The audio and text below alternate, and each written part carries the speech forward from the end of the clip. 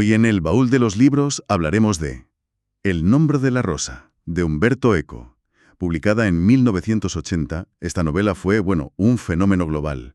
Muchos la recuerdan como un apasionante misterio medieval, ¿no? Asesinatos en una abadía. Pero es que es muchísimo más. Un verdadero desafío intelectual, una proeza narrativa que te atrapa y te hace pensar a partes iguales. Y claro, detrás estaba la mente de Umberto Eco, que no era solo un novelista, era filósofo, un experto en semiótica, luego quizá podemos desgranar un poco qué es eso. Vamos, un académico total. Parece que concibió esta novela casi como una gigantesca enciclopedia disfrazada, una forma de explorar ideas complejas sobre la historia, la fe, el poder, y sobre todo sobre los libros mismos, ¿no? Sobre los signos y cómo interpretamos el mundo. Así que nuestra misión hoy, al sumergirnos en este clásico, es precisamente esa: ir más allá de quién es el asesino, que ya de por sí es intrigante, para intentar descubrir esas múltiples capas de significado que Eco escondió entre sus páginas. Desvelamos juntos algunos de esos secretos. Para empezar, una de las cosas que engancha tanto es cómo mezcla géneros, ¿verdad? Por un lado tienes la estructura de una novela policíaca de toda la vida. Guillermo de Baskerville y su joven ayudante Atzo. Es imposible no pensar en Sherlock Holmes y Watson investigando crímenes, pero en un entorno totalmente inesperado. Totalmente. Y esa pareja funciona de maravilla, sí. Pero lo realmente interesante es que Eco no los usa solo para crear suspense, ¿eh? Coge esos moldes conocidos, el detective brillante y el aprendiz, y los mete en ese ambiente gótico, opresivo, del monasterio benedictino aislado, para jugar con nuestras expectativas sobre cómo se descubre la verdad. ¿A qué te refieres con eso de jugar con nuestras expectativas sobre la verdad? ¿No se trata simplemente de que Guillermo use la lógica para resolver los crímenes, como haría Holmes? En parte sí, Guillermo es muy racional, desde luego. Pero Eco, como buen filósofo interesado en la epistemología, es decir, en cómo conocemos lo que conocemos, nos muestra que encontrar la verdad no es solo seguir pistas lógicas. Implica interpretar signos que pueden ser ambiguos, depende mucho de la casualidad, de intuiciones. Guillermo mismo comete errores, sigue pistas falsas. La novela nos dice que conocer es un proceso mucho más caótico y menos lineal de lo que parece, ¿sabes? Entiendo. Entonces no es solo resolver el quién lo hizo, sino cómo llegamos a saber o incluso qué podemos realmente saber. Eso conecta con ideas potentes que recorren el libro, como esa de que el conocimiento es poder, y ligada a ella otra aún más sorprendente, que la risa puede ser peligrosa, subversiva. Exacto, esas son dos de las grandes claves del libro. La novela es un canto a la curiosidad intelectual, a la duda como motor del conocimiento que representa a Guillermo, claro. Se enfrenta constantemente a la ortodoxia ciega, al dogma que no quiere ser cuestionado, al miedo a lo desconocido o a lo que no encaja en los esquemas mentales establecidos. Y la risa, la risa es el arma más temida por los guardianes de ese orden rígido. Y consigue que esa tensión intelectual se sienta casi físicamente, ¿no? Como lector te sientes un poco como Atzo, el narrador, maravillado pero también perdido en ese mundo complejo, en la biblioteca laberíntica, en los debates teológicos. Ese es parte de la genialidad de Eco, sí. Te sumerge por completo. Te pierdes en los detalles, en las discusiones filosóficas, igual que Atzo se pierde literalmente en los pasillos de la biblioteca. Es una experiencia de lectura que te desafía constantemente. Para quienes no tengan fresca la trama, recordemos un poco el hilo conductor. La historia nos la cuenta Atzo de Melk, ya anciano, rememorando una semana crucial de su juventud en 1327, cuando era un novicio benedictino acompañando a su maestro. Ese maestro es Fray Guillermo de Baskerville, un personaje fascinante, franciscano inglés, antiguo inquisidor, pero con una mente excepcionalmente lógica, abierta y empirista para la época. Casi un científico antes de tiempo, diría yo. Llegan a una abadía benedictina muy rica y poderosa, perdida en las montañas del norte de Italia. Un lugar que debería ser de paz y oración, pero que pronto se revela como un nido de tensiones, secretos y, muerte. Su misión original, de hecho, es diplomática. Guillermo debe mediar en una cumbre importantísima entre delegados del Papa, que entonces residía en Aviñón, y estaba enfrentado a parte de los franciscanos y líderes de la orden franciscana. El debate central es sobre la pobreza de Cristo y los apóstoles, algo que suena muy teológico, pero que en el fondo escondía una lucha brutal por el poder y la legitimidad de la riqueza de la Iglesia. Ese conflicto político-religioso es el telón de fondo de todo. Pero la diplomacia queda eclipsada casi al llegar. Encuentran el cadáver de Adelmo, un joven monje ilustrador, al pie de un torreón. Suicidio, accidente, asesinato. El abad, impresionado por la fama de Guillermo, le pide que investigue discretamente, y ahí empieza la espiral. Porque no es un caso aislado, claro.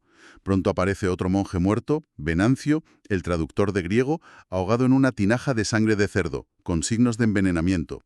Luego desaparece Berengario, el ayudante del bibliotecario, y lo encuentran ahogado en los baños. Después muere Severino, el herbolario, con la cabeza destrozada en su laboratorio, y finalmente Malaquías, el bibliotecario principal, cae fulminado durante un sermón. Una auténtica pesadilla, vamos. Y es en medio de este caos y miedo creciente donde vemos brillar el método de Guillermo.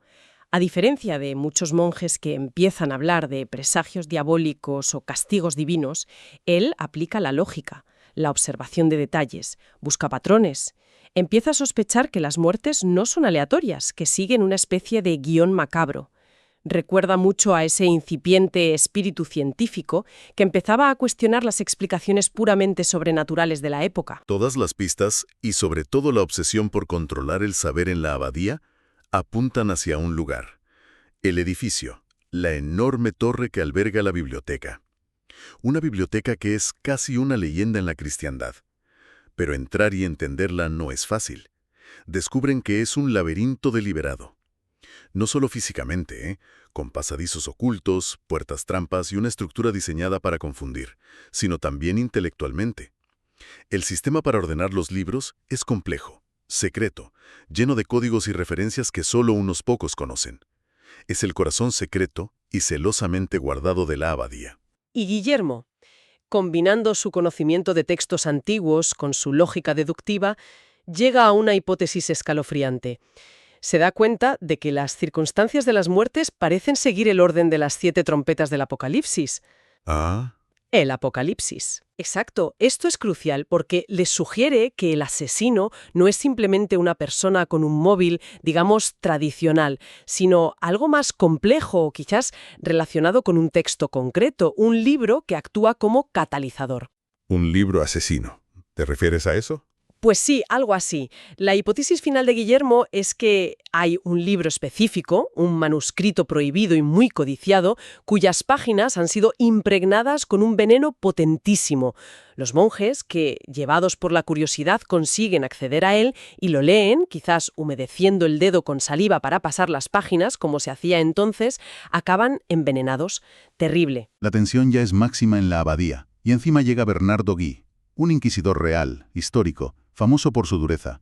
Viene con plenos poderes papales para erradicar cualquier sospecha de herejía, aprovechando la reunión que se celebra allí. Y el choque con Guillermo es inmediato. Representan dos mundos. Gui es el dogma, la autoridad implacable que busca culpables a veces predeterminados y usa la tortura y el miedo. Guillermo es la razón, la duda metódica, la búsqueda de pruebas. Es fascinante cómo Eco utiliza a Gui. No lo presenta como un simple villano, ¿eh? Muestra cómo la Inquisición, en ese contexto, a menudo utilizaba las acusaciones de herejía con fines políticos. Gui aprovecha el pánico por las muertes para deshacerse de monjes cercanos a la causa franciscana, que eran incómodos para el Papa. Es una reflexión muy aguda sobre cómo el poder puede manipular la verdad y la justicia para sus propios fines. Muy actual, en cierto modo. Tras muchas dificultades, descifrando enigmas y burlando trampas, Guillermo y Azzo logran por fin llegar al Sancta Sanctorum de la biblioteca, una sección secreta llamada la Finis Africae, el fin del mundo conocido, por así decirlo. Y allí no encuentran a un demonio, sino al responsable de todo, Jorge de Burgos, un monje español, muy anciano, ciego, pero con una autoridad moral aplastante en la abadía. Un fanático que se considera el último bastión contra la corrupción del saber, y confiesa: él ha sido el guardián del secreto, El libro maldito es el legendario segundo libro de la Poética de Aristóteles, un libro que, según la ficción de Eco, trataba sobre la comedia, sobre la risa. Jorge lo ha ocultado durante décadas y finalmente ha envenenado sus páginas para evitar que nadie más lo lea. Aquí está el núcleo ideológico de la novela, claro. ¿Por qué tanto miedo a un libro sobre la risa? Jorge lo explica muy bien. Cree que la risa es diabólica porque destruye el miedo. Si la gente se ríe, especialmente de las cosas sagradas, del poder, de la autoridad, pierde el temor a Dios, a la Iglesia, al orden establecido. Y para Jorge, el miedo es la base de la fe y de la disciplina social. La risa libera, cuestiona, relativiza. Y eso, para él, es intolerable. El enfrentamiento final entre Guillermo y Jorge es brutal. No es físico, es un duelo de ideas puro y duro. Discuten sobre Dios, sobre la verdad, sobre si la risa es divina o demoníaca, sobre si es lícito ocultar el conocimiento para preservar un supuesto orden. Pero Jorge es inflexible. Viéndose descubierto y para que el libro no caiga en manos de Guillermo y se difunda, prefiere destruirlo todo. Se come las páginas envenenadas y prende fuego a la biblioteca. En un acto de fanatismo absoluto, sacrifica su vida y el mayor tesoro de la cristiandad occidental para que esa idea, la legitimidad de la risa, no sobreviva. La abadía entera arde, Guillermo y Azzo apenas escapan y sus caminos se separan poco después. Un final, bueno, devastador. Si miramos más allá de la trama, la biblioteca es la gran metáfora. Eco, como decías antes, era semiólogo. ¿Qué significa eso aquí exactamente? Buena pregunta. Mencionaste semiólogo al principio. ¿Podrías explicarlo de forma sencilla y cómo se aplica a la novela, para que todos lo entendamos? Claro. A ver, la semiótica es básicamente el estudio de los signos y cómo creamos significado a partir de ellos. Pueden ser palabras, imágenes, gestos, incluso la arquitectura. Eco ve la biblioteca no solo como un edificio lleno de libros, sino como un gigantesco sistema de signos. Los propios libros son signos, pero también lo son el catálogo o la falta de él, los pasadizos secretos, las reglas para acceder.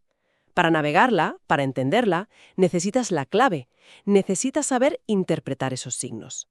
Es un reflejo de cómo intentamos entender el mundo, interpretando signos a nuestro alrededor, constantemente. Entiendo. Entonces, la búsqueda de la verdad en la novela es como intentar descifrar ese laberinto de signos. Complejo, ¿no? Sugiere que esa verdad nunca es completa ni definitiva. Se construye interpretando signos que son imperfectos, a veces engañosos. Por eso, aunque Guillermo resuelve el misterio de las muertes, al final siente una especie de fracaso intelectual. Reconoce que su reconstrucción de los hechos es solo una versión posible, una hipótesis lógica basada en indicios, pero no necesariamente la verdad absoluta. Quizás hubo otras causas, otras conexiones que se le escaparon, ¿sabes? Es interesante eso que dices del fracaso. ¿No es el típico detective que lo resuelve todo perfectamente y ata todos los cabos? No, y eso es muy moderno, muy posmoderno incluso. Su nombre, Baskerville, evoca a Sherlock Holmes, claro, el detective racional por excelencia. Pero su nombre de pila, Guillermo, evoca a Guillermo de Ockham, un filósofo medieval famoso por el principio de la navaja de Ockham. La explicación más simple suele ser la correcta. Pero también por el nominalismo, una corriente que cuestionaba si nuestros conceptos universales se corresponden realmente con la realidad. Guillermo es esa mezcla. Lógico, pero consciente de los límites del conocimiento humano. Y esa lucha por el conocimiento se centra en ese libro perdido de Aristóteles sobre la risa. Es una batalla simbólica, entonces. Sin duda. Es el choque entre dos visiones del mundo. Por un lado, el pensamiento medieval más rígido, escolástico, representado por Jorge, obsesionado con el orden, la autoridad divina, el dogma incuestionable, el miedo como control.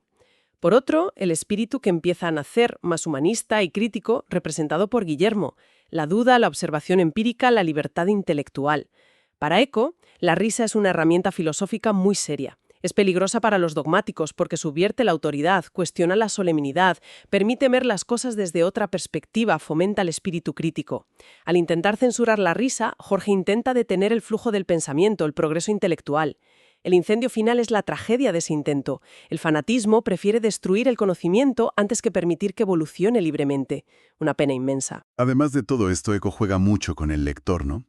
Eso de que el libro es un manuscrito encontrado. Atso como narrador que recuerda todo muchos años después. Hay como capas ahí. Sí, sí. Esos son elementos que hoy llamaríamos posmodernos, efectivamente. La idea del manuscrito encontrado es un juego metaliterario que ya pone en duda la verdad de lo que leemos desde el principio. ¿Es la historia real? Es una invención de Eco sobre una invención de Atso. Y Atso, como narrador, no es objetivo. Es más joven, más impresionable que Guillermo en el momento de los hechos, y narra desde la vejez, con los filtros de la memoria, la emoción, quizás la nostalgia. Todo esto refuerza la idea de que no accedemos a la verdad directa, sino una versión, a una interpretación mediada por signos y por la subjetividad.